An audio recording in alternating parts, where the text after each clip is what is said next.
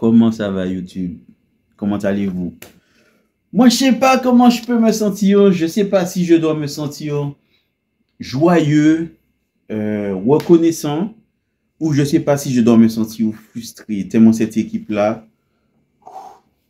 franchement, c'est comme une relation toxique. Cette équipe-là, elle me fait autant chier qu'elle me fait kiffer. C'est clairement ça. C'est clairement ça avec cet Olympique Lyonnais-là. Et ça, c'est depuis l'année dernière. Mais franchement, comme vous l'avez compris, je suis là pour pouvoir débriefer le match Olympique Lyonnais-Manchester United, quart de finale aller de Ligue Europa de cette saison. Et il y a des choses à dire. Il y a des choses à dire sur ce match-là.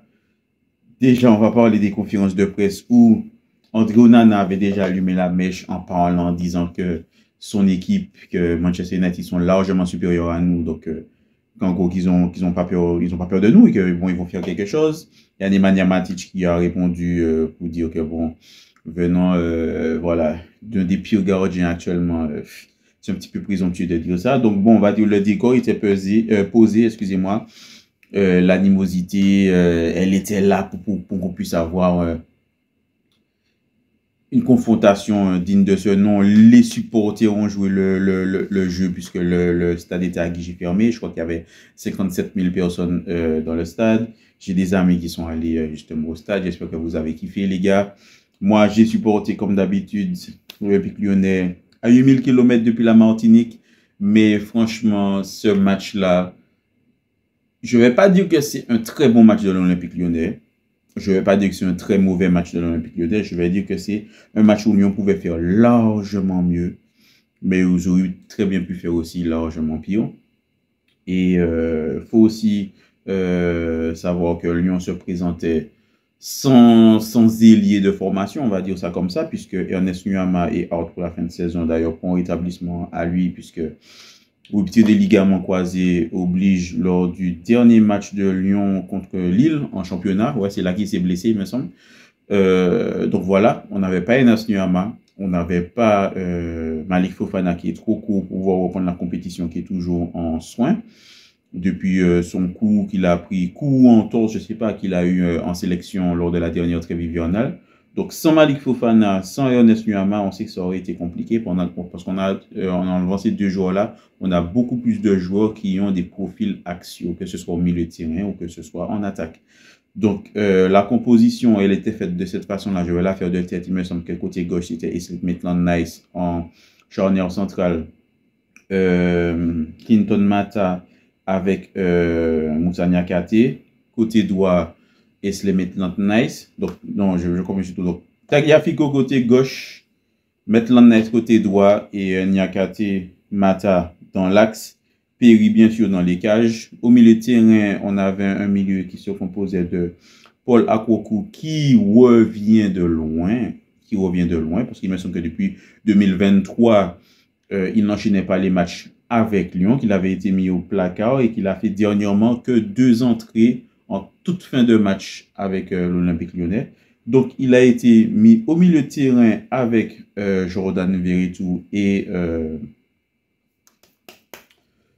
Corentin Tolisso. Il y avait sur le côté gauche, pas Corentin Tolisso, excusez-moi, Thiago Almada. Sur le côté gauche, Tolisso qui avait été justement mis pour pouvoir apporter du soutien sur l'aile. Côté droit, Ryan Cherki et dans l'axe, Georges Mikotadze. La composition de Manchester United, je ne l'ai pas gardé en tête vraiment, puisque c'était l'Olympique Lyonnais qui m'intéressait le plus. Voilà, vous voyez bien derrière moi l'écharpe de Manchester United et du Real, mais comme dans l'ordre qu'ils sont affichés, avant tout, je suis lyonnais et je supporterai toujours Lyon avant un autre club, bien sûr. Si c'est Manchester qui joue contre une autre équipe, je serai à fond pour Manchester. Et si c'est le Real qui joue, je serai à fond pour le Real. Mais dès qu'il s'agit de l'Olympique Lyonnais, c'est l'Olympique Lyonnais avant tout. Donc, le match, comment il a débuté? Je trouve que Lyon était bien en place au début du match, même si les Mancuniens, lors des premières minutes du match, ils ont quand même eu un bloc des fois assez haut, qui pressait quand même assez haut pour empêcher Lyon je dirais, de développer son jeu. C'était très difficile de toucher les joueurs en une touche de balle, donc il y avait plusieurs touche de balle qui fait que ça ralentissait le jeu. C'était un petit peu compliqué. Puis au fur et à mesure du match, les ouvertures ont été faites. Lyon a eu je ne dirais pas des occasions, mais des situations pour pouvoir frapper sans avoir frappé. Puis vient, je crois, je ne me rappelle pas c'est à quelle minute, on est au milieu de la première mi-temps. Coup franc pour l'Olympique lyonnais. On est un peu, je dirais, beaucoup excentré. Je ne dirais pas que c'est comme Juninho contre le FC Barcelone, là, avec le maillot, comment on dirait, le maillot jaune fluo. Mais on va dire, excentré, voilà. Côté droit, c'est-à-dire sur la main droite du gardien, André Onana. Coup franc de Thiago Almada. Il y a un peu un cafouillage dans la surface parce que personne ne sait si ils pourront reprendre ou pas. Et en fait, il n'y a personne qui touche le ballon et ça trompe Onana qui fait une faute de main. Et donc, ouverture du score pour l'Olympique lyonnais par la personne de Thiago Almada, justement, qui marque bien sûr coup franc, hein, puisque personne n'a touché le ballon. Donc, ça fait 1-0 pour Lyon. Là, à ce moment-là, on est bien. On se dit, enfin, on a lancé le match. En fait, on a débloqué la situation. Donc, maintenant, c'est lâcher les chevaux pour pouvoir essayer de faire un résultat un peu plus conséquent. Et la fin de la première mi-temps, c'est-à-dire la dernière seconde de la première mi-temps, nous renvoie justement à nos leçons et fait Lyon replonger dans ses travers puisque le coup franc était totalement évitable. Coup franc de Bruno Fernandes, repoussé bien malement par Piri. Ça revient dans les pieds, je ne me rappelle pas de qui frappe. Cette frappe se transforme en passe pour les Nio, justement les Nio on va dire, qui corrige son erreur d'avoir gardé les joueurs lyonnais en jeu sur le coup franc de Thiago Almada. Il reprend de la tête, contre Piri dans un cafouillage et voilà 1-1 alors qu'on était bien dans cette mi-temps-là. Et on se retrouve à aller au vestiaire avec un score de parité. Donc, reprise du match.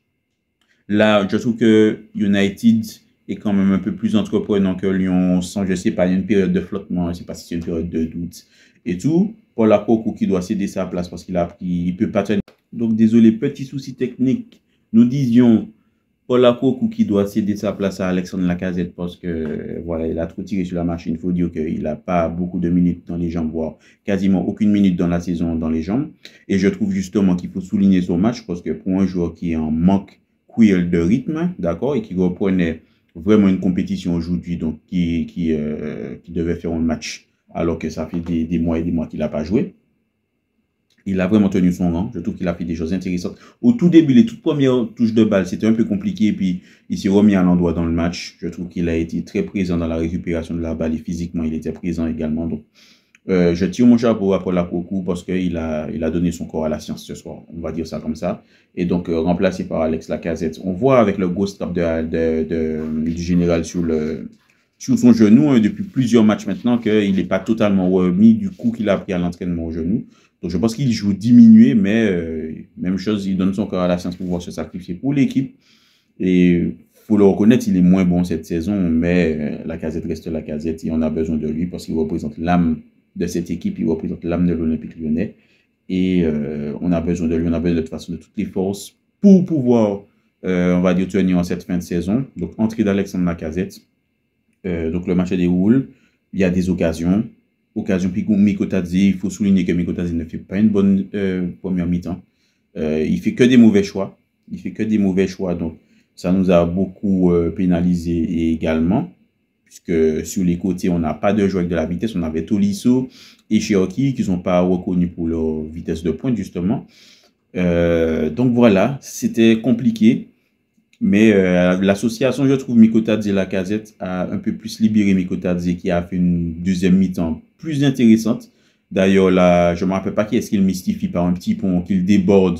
Il réussit à dribbler, puis centrer en retrait pour Lacazette, qui, en Lacazette des grands jours, reprend ça et ses buts.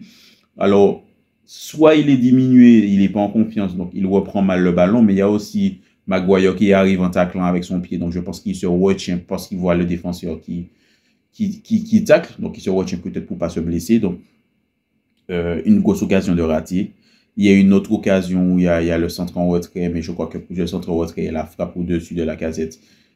C'est un peu plus tard dans le match parce que entre-temps, eh bien, Højlund qui est sorti, Højlund qui fait pas un bon match. Hein. Heureusement pour nous, Højlund ne fait pas un bon match. De toute façon, il n'est pas en confiance en ce moment. il cède sa place à Zirkzee ou Zirkzee. Et ben justement, sur une situation avec l'entrée de Zirkzee où Bruno Fernandes peut se retrouver de façon plus offensive par un centre réussi à trouver la tête de Zirkzee, Mata est trop court, donc Zirkzee réussit à tromper Lucas Perry. À ce moment-là, je pense que dans le stade et même chez moi, je suis en mode voilà, putain, c'est fichu. Et en plus, ça se passe, je crois, à la 83e minute, donc on est quasiment à la fin du match. On se dit, oh, putain, on y croit quand même, on y croit. Donc on regarde le match. On continue à y croire. Et je crois qu'il y a une autre occasion pour Lyon qui est mal négociée. Puis il y a la dernière occasion qui arrive. Le ballon est aussi mal négocié. Mais il y a Esley Maitland-Niles, il faudra qu'on parle du match d'Esley Maitland-Niles qui se déchire, qui va récupérer le ballon, qui réussit à donner le ballon au retrait avec tout. Qui trouve, il me semble, Almada, qui trouve Lacazette dans la surface. Lacazette qui talonne Poucher, qui se fait récupérer le ballon, mais dans un cafouillage, le ballon traîne. Mikotadze frappe, erreur de main de Onana, ça ne s'invente pas. Qui revient dans les pieds de qui? Ryan Cherki, qui justement d'un geste subtil trompe Onana au bout du match pour pouvoir réussir à égaliser, remettre les deux équipes à égalité avant le match retour. Franchement, je pense que mes voisins, s'ils faisaient la sieste ou je sais pas quoi, je les ai réveillés parce que j'ai crié. Ah, j'ai crié. J'ai crié. Franchement, tellement j'étais content. Tellement ça a soulagé. Et tellement aussi, c'est symptomatique de cette équipe qui a besoin que le match soit en folie, que le match soit débridé pour réussir à faire quelque chose. En fait, Lyon a besoin de mettre de la folie dans un match pour pouvoir faire des résultats. Et des fois, c'est chiant. On a l'impression qu'on a cette équipe-là qui a ce syndrome de l'équipe à réaction, qui attend des fois d'être piqué au vif pour pouvoir réussir à faire quelque chose. Et c'est beau, mais c'est chiant en même temps. Parce que là, bon, nous sommes à 2-2. Nous sommes à la mi-temps de la confrontation entre les deux équipes. 2-2, comme a dit Jean Cherki, c'est comme si c'est un match qui est à 0-0, puisque bon, il n'y a plus la règle du but à l'extérieur. Il faudra aller à Old Trafford. Il faudra aller au théâtre des rêves, qui est plus trop le théâtre des rêves actuellement, mais Manchester reste Manchester reste un gros club, Old Trafford reste Old Trafford. Il faudra aller voyager, il faudra aller jouer, déjà que nous sommes diminués en espérant avoir récupéré Malik Fofana. Il faudra aller jouer la qualification là-bas. Alors, est-ce que c'est fichu d'avance? Pas du tout. Est-ce que c'est faisable? Totalement. Mais quel Olympique Lyonnais on aura ce jour-là? Est-ce qu'on aura un Olympique Lyonnais comme aujourd'hui qui a pris quand même la mesure du match et qui va vouloir tout donner pour pouvoir aller au tour suivant? Ou est-ce qu'on aura un Olympique Lyonnais qui va se faire bouffer?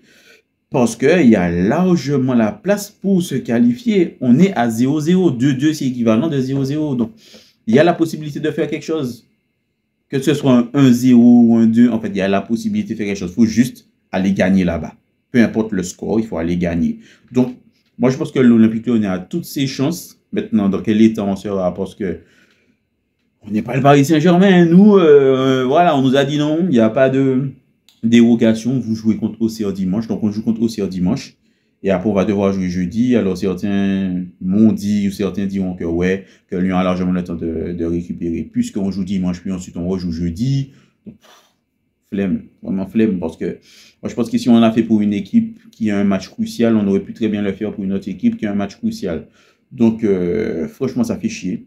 Ça fait chier, mais on va devoir faire avec. C'est la compétition. Si on veut être compétitif et on veut jouer sur plusieurs tableaux, déjà, on aurait dû mieux jouer pour ne pas se retrouver dans cette situation-là actuellement dans le championnat. Ça fait chier quand même. Mais voilà, on veut rêver jusqu'au bout. Donc, les gars, fatigue ou pas fatigue, faites-nous rêver et allez à Old Trafford pour les exploser. On sera tous avec vous. Voilà, que ce soit au stade ou comme moi, ailleurs, devant la télé, on sera tous avec vous à vous supporter. En tout cas, donnez tout. Moi, c'est tout ce que j'avais à dire. Franchement, ce match-là, il m'a fait vivre des émotions. J'ai aimé voir le stade plein comme ça. Ça m'a vraiment beaucoup fait plaisir. Et j'espère que vous, si vous avez quand même pris du plaisir face à ce match-là, n'hésitez pas à me dire ce que vous en avez pensé.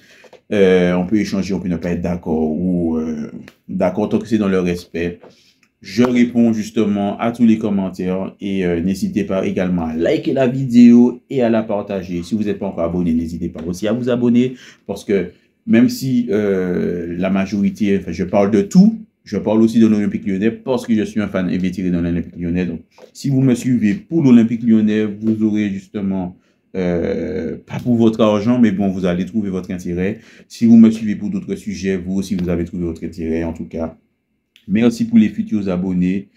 Merci pour ceux qui commenteront, qui joueront le jeu pour pouvoir faire, on va dire, l'algorithme, faire remonter mes vidéos. Sur ce, je vous dis rendez-vous pour une prochaine vidéo, peut-être justement un débrief du match contre Auxerre, mais très certainement pour un débrief du match retour contre Manchester. Allez, je vous dis ciao, à la prochaine.